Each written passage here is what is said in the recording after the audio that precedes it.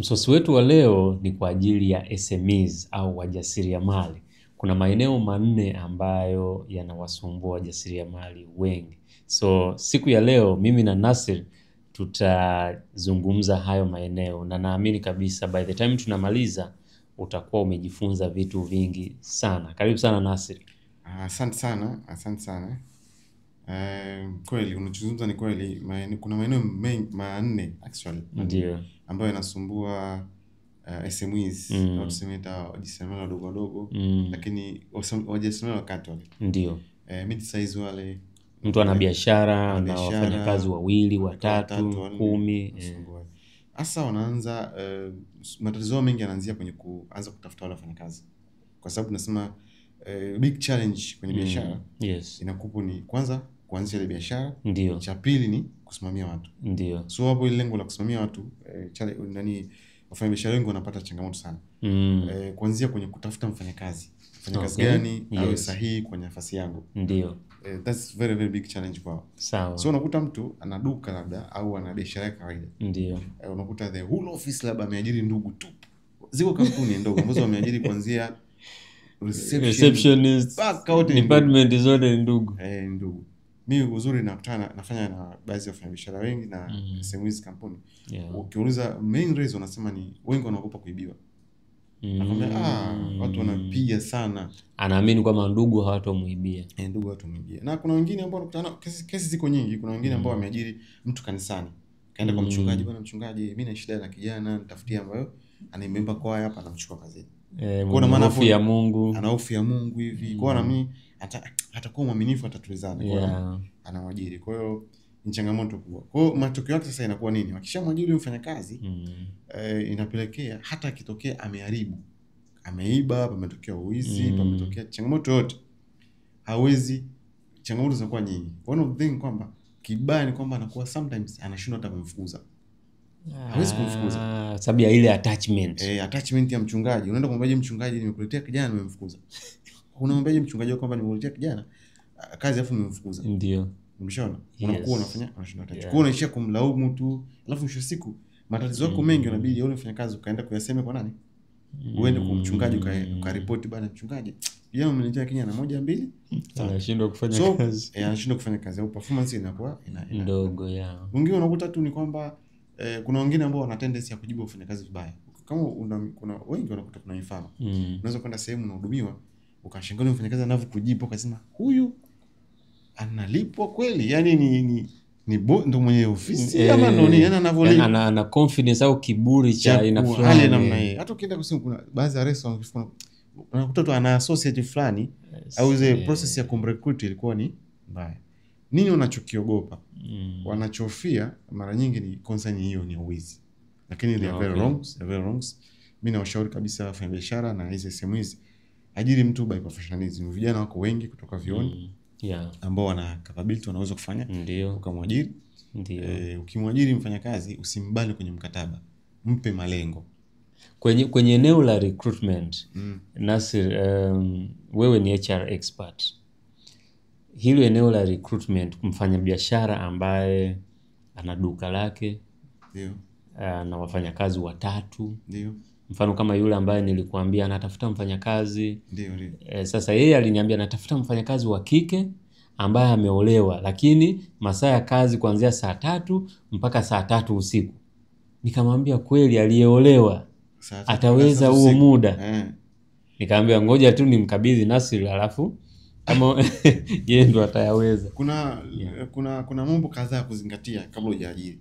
Sababu ni watu wengi wanaruka hizi process. Sawa. The first being process kabla hujaanza kuajiri, hata kama ni biashara kawaida, una duka lako na nini, you want to hire. Kuna vitu ambavyo unabidi uvizingatie. The first thing, cha kwanza kabisa, hiyo unataka kumpa huyo mtu majukumu yake atakuwa nini. So before you hire, chukua kalamu na karatasi, andika yale majukumu yake. Atakuwa anafanya hichi, atakuwa anafanya hichi, atakuwa anafanya. Yaandike.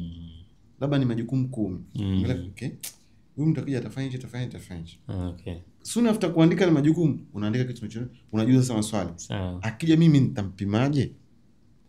Kwamba nitapimaje kwamba hichi kitu kakifanya, hichi kakifanya, hichi kakifanya. Umeelewa? Lazima upime. So usikurupuke tukasema, "Asi hapa nimechoka, I need to hire somebody." No. Fikiria kwanza. Kitu cha pili, cha tatu, baada ya kuandika ile majukumu yake, unaandika na sasa unaandika na mpimaje. Sawa. Kitu kingine cha kuzingatia, baada ya kuandika na mpimaje, nitamlipaje? Kulingana na haya majukumu haya. Na hii hela ambayo nataka kumlipa inaendana na current market value na value ya ule mfanyakazi. Sawa. Majukumu yake na hichi ninachokumbuka kinaendana. Usiassume tu tampa 100,000, nitampa 200,000. Angalia na soko la ajira linavyosema. Kwa nafasi hii ninayotaka naweza kumlipa shilingi ngapi? Sawa. Jambo la tatu, ambalo la msingi, la 4 na la msingi, ndio iulize biashara, yani biashara ndio iamue. Mimi bana niongezee, nataka mtu. Sawa. Yani biashara, business has to determine.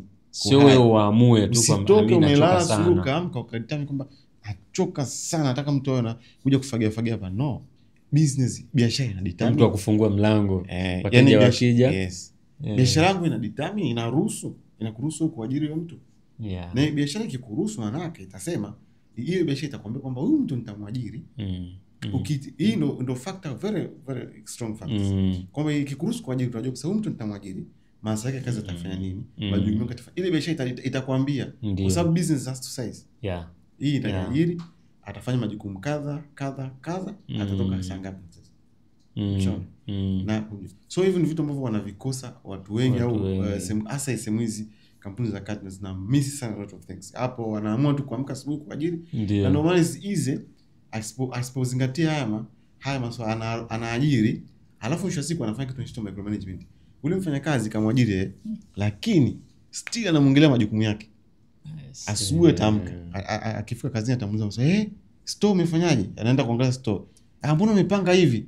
Mbona yani anaanza tena kufanya kazi ya zile. Kwa ndo narudi kwa wafanyabiashara wengi wameajiri au wajasiriamali wengi au hizo kampuni za kazi zimeajiri, lakini ule boss bado anafanya majukumu ule mtu aliyomwajiri. Sasa they are doing micromanagement kwa sababu wameshindwa kuvidetermine vitu mapema. Kwa hiyo ni eneo la recruitment. Na eneo la recruitment linajumuisha mpaka interview. Zote interviews. Unafanya interviews kwa sababu recruitment interviews. One thing ambayo nachukua leo ni kama tuwape wafanyabiashara na SMEs kampuni, lazima uajiri kwa kuangalia kuna kitu kinachoitwa hiring model. Okay. Yani sisi tunamwajiri mtu gani? Sawa. Sasa hii kuajiri mtu gani inaenda nyuma mpaka kujua malengo. Kwa mfano ule founders wa ile taasisi fulani ndio kaamua kuanzisha maono. Yale maono yake ukija kuyafanya assessment utagundua yeye anatakiwa ajiri watu wa namna gani. Kwa mfano road to success, road to success organization. Kama mimi naajiri mtu gani? I need to hire somebody. Mfano kama sisi tunafanya sana events. Kwa hiyo nikitaka kuhire hata awe accountant, awe nani, lazima awe na uwezo wa organizing events, uwezo wa kupromote kitu kama hicho. So unasema mimi kabisa katika hiring model yangu ni bana na hire the organizer. Sawa. Somebody who has skills ya organizer. Hii ndio secret trade yangu ya ku hire person. Kwa utaangalia apart from other skills. It depends labda ni accountant skills zingine. Lakini hiring model wangu nini? Awe organizer. So you find somebody, kwa hiyo kwenye interview unapokaa kwenye interview ile unajua kabisa apart from other skills unaweza kumpata 3 4 5 candidates wamekuwa qualified, lakini hiring model unazimba, je hawa among these two ili niweze kumchukua huyu, je ana hii skills ya organizer? Ndio. Can he or she organize? Yes. Ana hizi skills, unaangalia organize. Kuna ziko nyingi, so you have to determine kwanza na hii organizer inakuja from origin kwenye ile yale malengo ile vision ile kampuni itakupa hiyo organizer. Lakini if you pick somebody from church au umetoa mchungaji na share, you will never know kwamba unaweza kumleta mtu ambaye hana hiyo spirit, si organizer. Ni umemleta mtu ambaye umemleta kwa sababu yuko kanisani. Umemleta kanisani. Kwa una miss hizi vitu, kwa you have to consider, je, sisi organizer. Understand? Kwa hiyo vitu tunafanya. So hizo ndo katika process za kufanya kwa hire recruitment. So hilo ndo eneo la kwanza. Yes. Eneo la pili linakuja sasa mtu tayari yupo kazini. Hapo tunazungumzia kuna wale ambao wafanyakazi wameshakaa labda miaka 3 4. Mwanzo amekuja alikuwa ni high performer, perform vizuri na fanya kazi kwa bidii anafanya. Baadaye unaenda ile morality inashuka. Performance ina low chini. Hapo tunafanya kitu kinachoitwa tuna recommend. Ndio. Kwa wafanyabiashara wengi na kampuni nyingi tunazicommend, tunawaambia wafanye kitu kinachoitwa capability assessment. Ku revise tena. Tunafanya assessment total assessment. Hii inaitwa tunafanya deep assessment actually. So we basically tunafanya deep assessment. Sawa. Tunawaita wale wafanyakazi. Ndio. We talk to them one by one. Ili ugundue tatizo ni nini, kwa nini? Hapo maana unagundua mwanzo alikuwa best performer, sasa anashuka. So unaenda unafanya deep assessment ku determine yale shida zilizokuwa. Sawa. You can't imagine. Hizi nyingi ambazo tumeshazifanya. Ndio. Unakuta changamoto nyingine kubwa unaweza kukuta ni mwajiri. Lakini mwajiri utakuta hawa wanatusumbua, hawa. I'm very good shoot kwa wale waajiri, lakini unakuta ni mwajiri. Nitakupa mfano. Kwa nini mwajiri? Mfanyakazi anakuja kazini mwanzo anafanya kazi vizuri afanya. Mwajiri anashindwa ku differentiate maisha yake binafsi na maisha ya kazi. Anaweza kupata tatizo huko nyumbani, mkeo kagombana naye, familia, analeta kazini, analeta yule mfanyakazi. Anaanza kumprovoke. Anamprovoke. Anakuta matatizo mengine unakuta hawana regular meetings. Na ikiwa ni meetings hawana zile tunasema meeting template. Simple meeting template. Unakuta mtu anatoka kwenye meeting kachanganyikiwa. Yaani ni ile meeting anakevo kila Jumatatu unakutana meeting anaona what is this? Kwa sababu kile kwenye ile meeting akitoka basi moto kama ana confused. Akisikia meeting ndio unakuta kuna meeting nyingine ukikuta tunaweza kutukuta unakuta kwenye ile meeting wafanyakazi wote wamefunga mikono hivi. Kimya tu. Hawazungumzi. Yaani wanamwacha labda ni manager ama ni manager au nani anazungumza. Au CEO ama labda kuna ishara in house amezungumza. Yeye amekunja zake mikono hivi. Wanakuwa na very less contribution kwenye ile meeting. Hapo tunajua basi kuna shida. So tunafanya assessment, tunadetermine kujua changamoto iko wapi, tunawasaidia. Na ni kwa nini tunatumia sisi external ishara kujua kufanya nao assessment, kwa sababu ukitumia wale in-house HRs au wale ambao unakuwa nao mara nyingi wanakuwa mfanyakazi ni ngumu sana kukwambia bana mimi kuwa open Rodic bana ndo ananikwaza mimi, anashindwa lakini kumtumia external inakuwa advantage kwa sababu anafunguka. So unachukua zile grievance zile zote, unajua sasa okay, so mfanyakazi kuna changamoto ABCD, then tunawa recommend. Na katika kufanya recommendation ndio tunatengeneza ili kuimotivate sale team, tuna encourage sasa wafanywe team buildings. One of the trainings inakuwa team buildings. So ndio hapo sasa tunakuja na Rodrick, we need to do team buildings. Na actually team building inasaidia kwenye vitu vingi sana. Cha kwanza wale wachezaji kwanza kufanya kazi pamoja. Team cohesion, kwanza kuelewana. Unajua kwenye maeneo ya kazi kuna kitu kinaitwa office politics. Organization politics. Wanaanzisha vikundi, wanaanzisha umbea, huyu amemsema huyu, huyu anapendana na huyu amemtenga huyu. Yaani hiyo vitu vipo. Kwa hiyo team building inasaidia kupunguza vile vitu. Lakini pia inasaidia pia kupunguza kuna watu ambao wanakuchukia kwa sababu hajakuelewa. Ni kweli. Yaani kwenye jamii hajakufahamu. Lakini akikufahamu, mbona Nasir hana shida? Kwa hiyo team building inasaidia pia hivyo vitu. Lakini pia pamoja na team building kuna masomo ambayo wanayapata yanaongeza ufanisi wao. Kwa mfano, tukiwafanyia team building kwa ajili ya wawe na bondi nzuri, lakini tunajua tatizo ni communication. Kwa hiyo ndani ya activities za team building tutaweka training ya communication. Ili wakirudi kazini waweze kujua namna ya communicate vizuri. Kwa hiyo that's how team building inaweza kawa yani amazing, na inaweza kaleta matokeo makubwa. Na mara nyingi tunapofanya team building, wakirudi kazini utajikuta kwamba kuna watu ambao walikuwa hawaongeleshani ndio wataanza kuongeleshana. Kwa sababu ile michezo inafanya wanakuwa kitu kimoja. Inawafanya wawe kitu kimoja. Kuna watu ambao yani mwenzake akileta file inatakiwa li proceed to the next department, yeye analihold ili huyu aonekane mbaya. Baada ya team building utakuta kwamba yani the team works well. Na mara nyingi nawaambiaga kwamba team is equal to system. Yani team, ukiangalia team kwenye kazi au kwenye biashara ilinganishe na system. Kwa wale ambao wamesoma biology, digestive system. Nikiweka chakula hapa kitaingia siyo kwenye esophagus, kitaenda siyo kwenye small intestines, kitachakatwa, siyo kitaenda kwenye large intestines mpaka kije kutoka. Kwa hiyo kama mdomo haushirikiane na sijui esophagus na small intestine, kazi hazitofanyika. Kazi hazifanyiki. Maana yake unaua productivity. Maana yake ile system yote ni mbovu. Kwa hiyo timu ikifanya vizuri, maana yake umetengeneza system.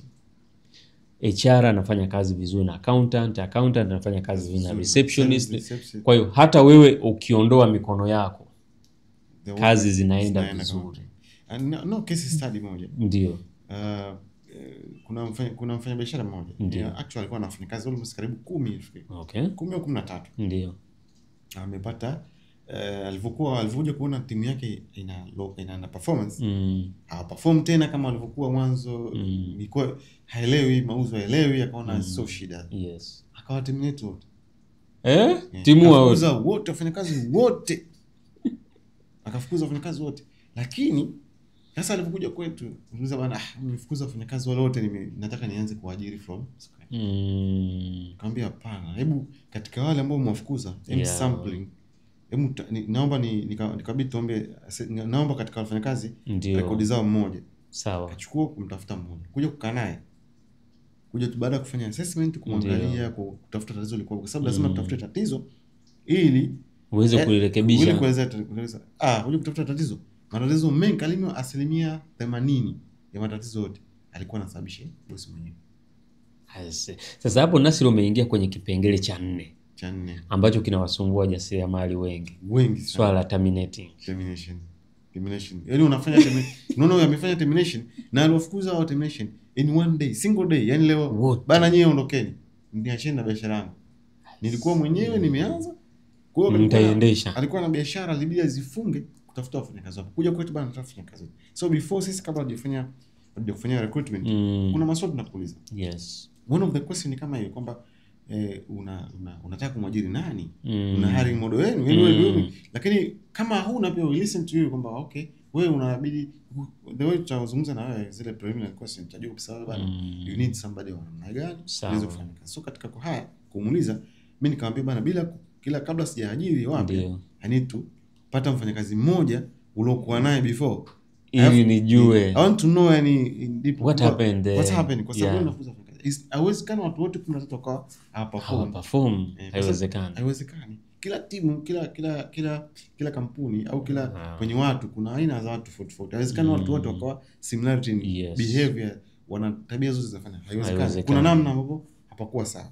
Sasa katika kuangalia zile namna unakuja kugundua kumbe unakuta SMEs wengi, hata hizo SMEs unakuta yale maono ya founders ndio aliyoamua kufungua na kampuni hajashare nao kwa wale wafanyakazi wao. So they are working lakini no goals. Hawajui tunaenda wapi kama team. Yaani hakuna goals, tunapambana nini? Sawa. Wewe ni sales na sokoni, tuma ripoti, umemaliza unaondoka zako. We don't know unakimbiza kitu gani. So communication ya vision, ile vision ya goals hana. Yaani matatizo ambayo unakuta. Wengi wafanyisha hawa communicate. Yaani hizi tu ni anamchukulia kama wewe ni mtu mfanyakazi tu, yani mfanyakazi tu, I'm the owner. I have everything. Kana pambana. Kumbe wanakosea yale maono. They have to communicate yale maono kwa wale wafanyakazi wao. Kwa hiyo kazi najua mimi nakuja kila siku kazini. Mimi ni receptionist, lakini namjua kazi yangu ina contribute to how much kwenye goals ya kampuni. Ushaona? Mimi nakuja hapa kazini ni receptionist ama mimi ni sales, napimwaje? Kwenye goals yangu napimwa nini? Yaani you have to know. Kuna story moja, sijui kama umewahi kuisikia. I think it was Lincoln, rais wa Marekani, alienda kwenye kituo cha inaitwa Space Center, wale ambao wanaenda mwezini. Okay. Kwa hiyo akamkuta mfagiaji. Akamuuliza unafanya kazi gani? Yule mfagiaji akamwambia kwamba mimi nafagia. Akamwambia I'm helping to put a man on the moon. Okay. Kwamba nasaidia kupeleka mtu mwezini. Kwa hiyo unaona huyu ni mfagiaji. Lakini anajua vision. Yes. Sasa wengi wa wafanyabiashara wengi hawana hizo vision wanazo wao. Ukimkalisha hapa there is no vision. Yaani ile vision haja communicate kwa wale. Hii nini inaleta samanaki? Ndio inaleta dispute kwenye team. Kwa mtu anaona anakuja sema ambapo hakuna malengo. Ni kama kijiweni, nakuja tu kushinda na ondoka leo. Yeah. As long as I get paid, I don't judge. So shida zangu. Wenyewe vijana siku wanasema so shida za. As long as I get paid anakuja na, lakini ukicommunicate yale ile goals zako, ile vision, unaicommunicate kwenye kazi. Akija pale, anajua kabisa mimi nakimbiza lengo fulani. Sisi tunakimbiza lengo fulani. Yeah. Anajua kabisa kwa anaona ni valid kwamba kuna kitu fulani nakitafuta. Ndio. Kwa hata duniani tumeitwa kwa malengo. Yeah. Is purpose. Yeah. Kama Mungu angetuumba tu akatambia you go and ishi tu kwa nini? Kuna malengo. Kuna malengo. Kuna malengo. Kuna purpose. Kuna purpose. You have to come here, kuna purpose. Sasa unamweka tu mtu kazini, no purpose. Ndio hiyo inapeleka kwenye kuna kufanya termination ya kazi wote kwa sababu kumbe tu simple ukushare malengo. Kitu kingine cha pili unasema haukumpa malengo yeye. Sawa. Sababu yale malengo yako unaita ni malengo mama. Ndio. Ile lengo mama unalivunja. Ndio. Utengeneze lengo dogo. Sawa. So ile lengo dogo unamgaia kidogo receptionist. Ndio. Ile lengo dogo utamgaia kidogo mtu asante. Wewe kazi yako ni kupokea simu. Hivi. Haya malengo madogo yanajenga lengo mama. Sawa. Yanakuja kujenga lile lengo mama. Sasa usipompa malengo ufanye kazi, maana lazima naye anajua malengo kwamba malengo unajua mimi wiki hii, mimi mwezi huu nakimbiza nini, natafuta nini. Has to know kwamba mimi nakimbiza mwezi. Ndio maana pale ulisema kwamba lazima uwe na KPIs. Unampimaje? Kwamba ameperform. Kwa hiyo ukishakuwa na malengo, unakuwa unajua sasa nampimaje. Yeah. Na unampima kwa namba. Na haya malengo haya vision mwingine anaweza kujiuliza mimi malengo yangu bana ni kuwa the biggest brand duniani. Ile brand inapimwa kwa namba. What do you mean by the biggest? Biggest brand. Nataka ni brand. Mfano kama hizi McDonald's, Coca-Cola. Hizo zinapimwa kwa numbers. Yes. Yale maono Coca-Cola yanapimwa kwa numbers. Kwamba wana branches kadhaa in the world, who are the top all the bottlers, I think. Yaani wale ambao ni wajaza chupa, I think kama malengo yako kusema. Ile inapimwa kwa namba ile malengo. You have to measure the number. Put it number. Ukiweka namba, ukigawanya kwa wafanyakazi, ukiwapa kwa namba. Mtu akisema mimi mwezi huu nakimbiza namba 100. I have to get there. Sasa siku ikija ya 3, anaposhindwa kufikisha yale malengo, au mfukuzi tu hapana. Unamfanyia kitu chochote unamrekebisha. You have to go, una changamoto gani? Unaona? Una changamoto gani?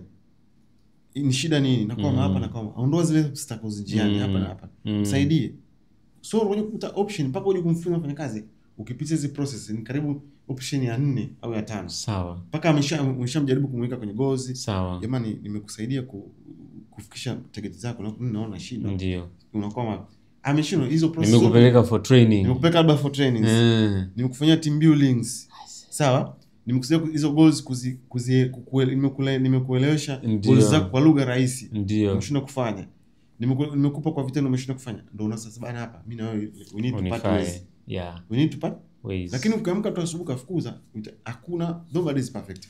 Class kutamka asubuhi will fire them. Ndio. Umeshaona? Utawafukuza wote, utawafukuza mwisho siku utaenda kwenye utafanya kitu tunasema zi unlawful termination. Unlawful termination. Bila kuwa na kuzingatia ile misingi ya taratibu ya kazi. Sababu yule ni mtu. Yule ni mtu. Yule ana sheria akienda kudai haki zake atakusumbua. Sababu umemfukuza bila kufuata utaratibu. Kuna story ambayo nilikuhadithia earlier on. Kuna movie ambayo nilikuwa naiangalia. Huyu mwajiri ana mgahawa, restaurant. Amemwajiri mama. Okay. Tuseme labda huyu mama anaitwa Susan. Sawa. Susan ana mtoto wake wa kiume. Kwa hiyo Susan alivyoajiriwa, akafanya kazi, yule tajiri akampenda, alafu akaona kwamba kuna nafasi. Akamwambia mtoto wake na tajiri ambao ni wa kike. Tumuite labda Sara. Okay. Akamwambia Sara, mwambie baba kwamba tunahitaji mfanyakazi. Lakini Sara anajua kwamba Susan ana mtoto wa kiume. Okay. Ambaye anaweza akafanya kazi pale. Kwa hiyo Sara akamuombea yule mtoto wa kiume apate kazi pale. Okay. Na yule mtoto wa kiume akapata kazi. Kwa hiyo mama mtu na mtoto mtu wanafanya kazi sehemu bosi mmoja. Sasa huyu wa kiume akafanya kosa la kutembea na Sara. Okay. Tajiri akawakuta. Okay. Kwa hiyo alichokifanya kamfukuza Susan, okay, mama mtu na mtoto mtu. Sasa hapo kwenye jicho la kiechara. Maana kaona mtoto wangu mimi hapa unatembea naye, mtoto wangu mimi hapana bwana. Huyu mfanya kazi tunafukuza wote. Kwenye jicho la kiechara, huyu mama alideserve kufukuzwa na huyu kijana alideserve kufukuzwa? Hapana, maana hapo ni kama mwaterminate, kama hakudeserve kuwafukuza. Ndio. Kwa sababu ule jambo issue ni kwamba linaathiri kazi yao. Issue ni kwamba linaathiri. Kama liathiri. Ndio. Yani ni kwa sababu ni kitu cha, yani hivyo ni vitu ambavyo vinaathiri kazi. Sawa. I don't think vinaathiri kazi. Ni kwamba tu baba ameona kwa nini unatembea na mtoto? Kwa nini unatembea na mtoto wako? Kazi. Hapana. Labda wewe utembea hapana. Lakini deserve kuwafukuza. Na itegemea alikuwa deserve. Kama aliwafukuza kama ondokeni, kisheria anakuwa amefanya makosa. Ina maana wale mama kama akienda kudai haki zake inabidi amlipe, afanye compensation. Unless kama alikuwa anataka kuwafukuza angefanya compensation. Angemuita mzani, baba na mimi I don't want long kufanya kazi tena na wewe. Kwa hiyo we part ways, anamcompensate. Kwenye mujibu wa sheria kwao anamcompensate kama ni mishahara miezi mitatu mbele, anamcompensate mishahara miezi mitatu hii hapa. Anamcompensate off goes. Lakini sio unamfukuza kama kulingana na hisia zao kwamba kuanzia leo unasema ile entrepreneurs wengi wale owners na founders au managers wanashindwa kubalance. Wanasema work life balance. Yes. Matatizo ya nyumbani, unaweza kugombeza na mke wako, kaja huko kazini, ukajikuta unamfokea kufanya kazi kwa sababu tu matatizo nyumbani. Sawa. Matatizo nyumbani hiyo ni kitu ambacho tunaweza ni emotional intelligence. Watu wengi wana changamoto hapo hasa kwenye emotional intelligence. Mwingine ameorder amefanya stock kwa suppliers huko nje, labda walete mzigo, wamemcheleweshea. Asitila tena anakuja kumwamshia mfanya kazi. Unashindwa kubalance ile grievance kwamba chuki hizo. Sasa mfanya kazi naye ni mwanadamu, hawezi kubeba, sio kila mtu anaweza kubeba zile changamoto. Kwa mwisho siku nimesema ofisi nzima ondokeni hapa, unajikuta unaishia kwenye matatizo ya kisheria ambayo itakulazimu. Juzi wamerekebisha sheria ya kufukuza mfanyakazi bila kuwa tunasema lawful termination. Utamcompensate mshahara miezi 12. Kimfukuza ambavyo ovyo ovyo. Kwa sisi Tanzania unamfukuza unamcompensate mshahara miezi 12. What? Yaani umemfukuza ile vibaya. Ndio. Mshahara miezi 12. Sasa kwa nini uingie kwenye shida kama hiyo? Kwa tunasema hata waajiri wengi they have to balance kwenye emotional intelligence. Kama unaona mtu hawezi, kaa naye mezani, zungumza naye. Anavunja mkataba wako, compensate. So unasikia hata wacheza mpira anavunja mkataba. Ndio. Naondoka mkataba. Mnakubaliana kulipa kipengele cha mkataba, kuvunja mkataba. Compensate na kaondoka. Lakini usimfukuze kama. Na kingine ni kwamba hata wanaoajiri kutoka watoto kutoka kanisani, mmemtoa tu msikitini, mmepewa na shehe, na mchungaji, wanabidi pia wenyewe wanavyokuja make sure wanampa mkataba. Kwa naye kwenye makubaliano fulani. Isiwe tu maneno tu ya mdomoni. Simamia ule shehe, kwa sababu mwisho siku utaenda kumwambia mchungaji matatizo ya mfanyakazi wako, mchungaji hawezi kukusaidia.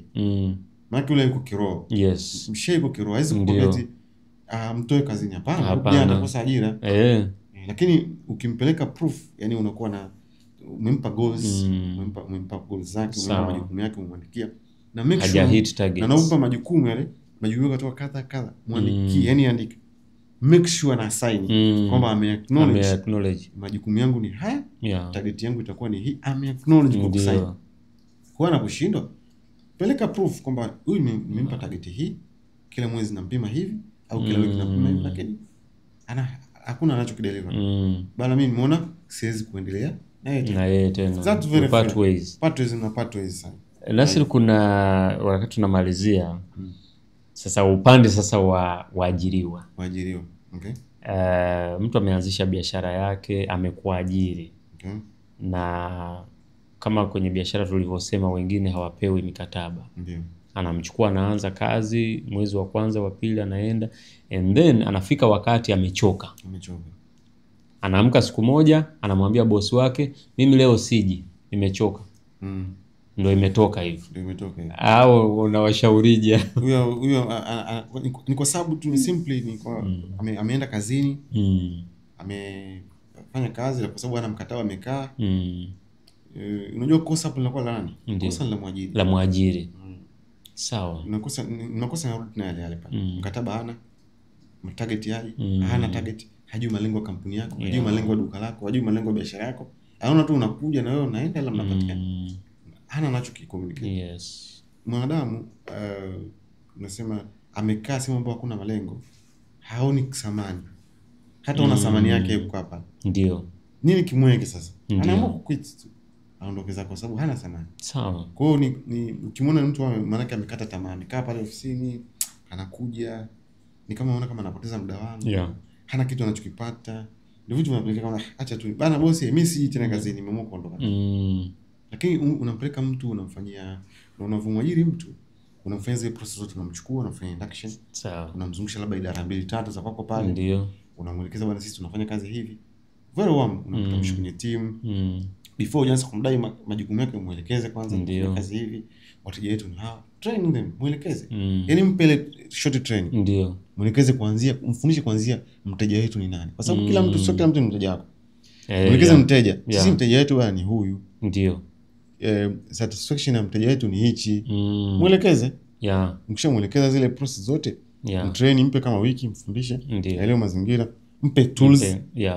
Mpe tools na umekutaja tools, umenikumbusha kuna case moja. Ndio. Most of them entrepreneurs na SMEs unakuta kuna wafanyakazi wanafanya kazi, anatumia labda simu ya kwake binafsi kufanya kazi za ofisi. Anatumia laptop ya kwake mwenyewe kufanya kazi za ofisi. Bando ya kwake, bando ya kwake anatumia kufanya. Huyu ni manake hakuwa na goals, hakumequip yule mfanyakazi. So ilitokea kesi moja, jana tumempeleka kufanya kazi. Kaenda kufanya kazi. Nafikiri ilikuwa ni kama social media. Ilikuwa ni social media. Nakumbuka ilikuwa ni social media. Ndio. Kaenda kufanya kazi pale. Ofisi hawakumpa tools yote. Kwa kana anatumia vifaa vyake. Anatumia simu yake mwenyewe. Kwa akachukua zile account za kijamii za kampuni akaziingiza kwenye simu yake. They didn't treat ile account ya kijamii kama ni tools moja hapo ya trade. Yaani wao waliona tu kama hizi ni account za kijamii. Nothing much. Yeah. What happened kwamba zile account kijana amezikuza, zimekuwa kubwa, engagement na traffic, na some business zinapita kule, some clients zinapita kule. Sasa kwa sababu anatumia za kwake na biashara na somehow ikashake. Kwa mshahara ikawa anachelewa kidogo. Ndio. Ilikuwa anachelewa, na kuna malimbikizi. Sawa. Unajua hizi biashara za mashirika binafsi, sometimes business ina fails. Yes. What happened kwamba yule kijana alipoona mshahara wake unachelewa na nini, siku moja akaamua kwamba I'm off. Akachukua zile account za kijamii, akabadilisha majina na password. Alafu akasema bwana, mpaka mkinipa pesa zangu ndio nawarudishia account zenu. Sasa unatupigia simu sasa, hapo nifanyaje? Unaanza kuuza mkataba nao? Hana. Okay. Mlimwandikisha sehemu kwamba tumemkabidhi account? Hamna. Ni kwamba so what happened? Kwa nini mmempa account za kijamii? Kwa nini mkununua simu office? Mkamkabidhi. Ndio. Kwa nini hizo simu za, kwa nini, yani what happened? Yani mmefanyaje? Kwa hiyo alibadilisha usani na pesa muona shida sio kwa. Kwa tunasema wafanyakazi na kuja kwa kitendo kama vile nyeti. Make sure unampa tools zile, nasema tools of trade. Mpe kama laptop, mpe. If it's a phone, mpe. Na siku anaondoka tunasema zinaitwa exit interview. Fanya exit interview. Ndio. Kwa sababu mtu anapoacha kazi kwako sio vita. It's not it's not the end of it's not the end of the world. Yes. Anapoacha vizuri, mfanye exit interview. Asante sana kwa kuwa na sisi. Chukua baadhi ya maoni yake pia. Mwisho kwa sababu unaweza kumwelcome back kesho akaja akasema I want to rejoin you guys. Au nyewe mkakaa mkasema bwana mkamuita tena kafanya kazi. Lakini kama unaondoka na mtu kwa shida, ndio shida kama hizo. Kwa hiyo process ni hizo za kufanya. Wow. Jamani, tumegusia hayo maeneo manne ambayo yanasumbua sana biashara nyingi sana. Eneo la recruitment, eneo la training au capacity building, kwenye recruitment assessment nayo tumeigusia. Alafu tunagusia kwenye swala la terminations. Namna ya kuterminate. Kwa hiyo wewe mwajiri unamterminate mtu kwa malengo gani, grounds zipi, lakini na wewe ambaye umeajiriwa na wewe unaondokaje? Kwa sababu this is not the end of the world. We don't burn bridges. Umetengeneza uhusiano na mwajiri wako, ondoka vizuri. Ondoka vizuri. Unaweza kurudi tena kesho. Unaweza kurudi tena umeongeza thamani. Na unaweza kurudi unaweza kurudi kwa namna mbili. Ndio. Unaweza kurudi kama mfanyakazi ama ukarudi kuwauzia bidhaa wale. Kama consultant. Kama consultant. It can either be way. Kweli? Yaani unaweza kurudi siku wewe mwenyewe ukawa na biashara yako ukafanya ukasema guys unajua pale ukakujikuta katika ile biashara yako wale ndio wateja wako. Ndio. How comes unaweza kuja tena ukawauzia kati ukawauzia ukasome na utakuwa umebuild level networks kwa kubwa unaweza kasasa. Nasir wanakupataje kwenye mitandao? Akaunti za mtandao wa kijamii ndio hizi zimeanza kwa chini hapa. Ndio. Tufollow kwenye akaunti za kijamii. Tuna post opportunity mbalimbali, sisi tunazungumza kuhusu kazi. Kusaidia SMEs waajiri wengi kupata wafanyakazi bora na vile vile ili kufanya sustainability ya biashara zao. Sababu tunaamini katika mambo biashara ina mambo mawili makubwa.